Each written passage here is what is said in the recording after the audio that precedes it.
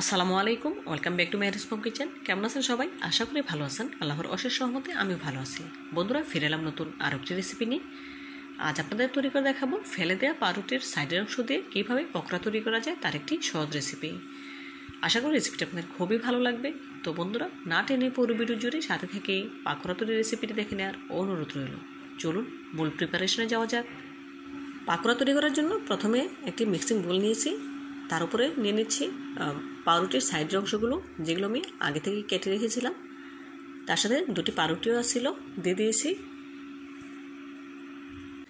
ভিজিয়ে নেওয়ার জন্য এখন পানি দিয়ে দেবো।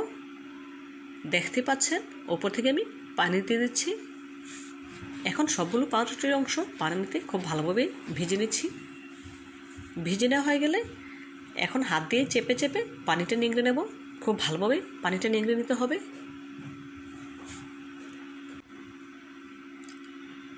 দেখুন বন্ধুরা, পানিটা খুব ভালোভাবেই নিংড়ে নিয়েছি। একইভাবে করে সবগুলো পাউরুটি থেকে পানিটা নিংড়ে নিতে হবে। যেহেতু আমি পকোড়া তৈরি করব, পানি থাকলে এটা অনেকটা নরম হয়ে যাবে, সেজন্য খুব ভালোভাবে হাতে চেপে চেপে পানিটা নিংড়ে নিতে হবে। দেখুন বন্ধুরা, একই প্রসেসে সবগুলো পাউরুটি থেকে পানিটা নিংড়ে নিয়েছি। এখন এর সাথে অ্যাড করে দিচ্ছি মেজারমেন্ট কাপের 1 কাপ পেঁয়াজ কুচি, দেব 1 টেবিল চামচ পরিমাণ কাঁচামরিচ কুচি, 2 টেবিল চামচ পরিমাণ ধনেপাতা কুচি, দেব হাফ চা চামচ মরিচের গুঁড়া, হাফ চা চামচের অর্ধেক মানে কোয়াটা চা চামচ পরিমাণ হলুদের গুঁড়া, হাফ চা চামচ জিরা গুঁড়া, হাফ চা চামচ গরম মশলার গুঁড়া, দেব পরিমাণ মতো লবণ। এখন হাত দিয়ে খুব ভালোভাবে সবগুলো উপকরণ একসাথে মেখে নেব।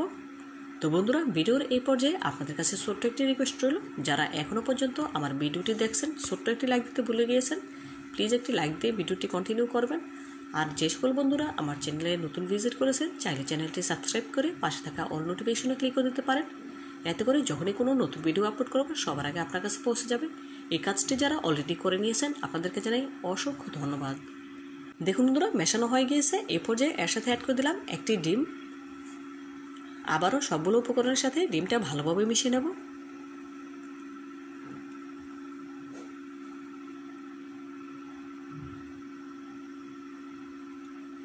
দেখুন বন্ধুরা, খুব ভালোভাবে মিশিয়ে নিয়েছি।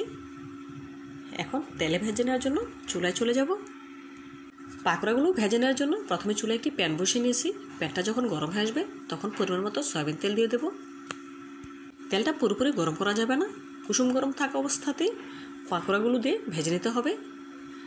তেলটাকে যদি বেশি গরম করা হয় সেক্ষেত্রে দেখা যাবে পাকোড়াগুলো উপর থেকে কালার চলে এসেছে আর ভেতরটা কাঁচা রয়ে যাবে।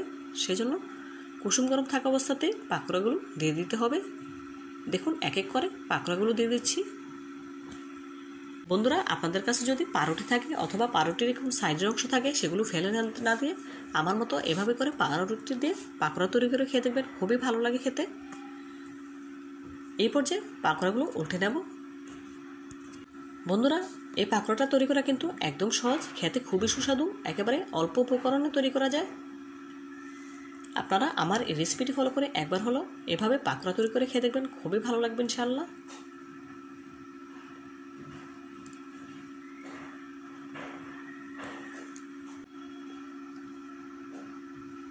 পাকোড়াগুলো কয়েকবার উল্টে পাল্টে গোল্ডেন ব্রাউন কালার করে ভেজে নেব।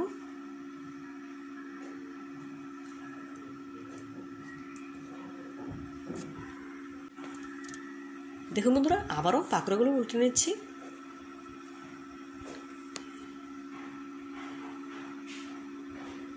দেখুন কয়েকবার উল্টে পাল্টে নেওয়ার পর খুব সুন্দর একটি কালার চলে এসেছে, দেখেই বুঝতে পারছেন।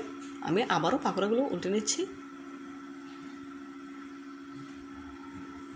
বন্ধুরা, এই পর্যায়ে পাকোড়াগুলো আমার ভাজা হয়ে গিয়েছে, দেখেই বুঝতে পারছেন।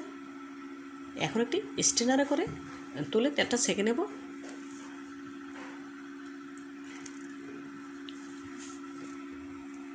দেখুন পাকোড়াগুলো তুলে নিচ্ছি।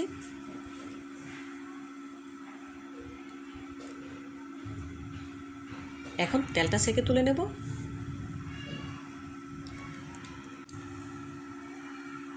একই প্রসেসে বাকি পাকোড়াগুলো ভেজে নেব। এক এক করে গরম তেলে দিয়ে দিচ্ছি।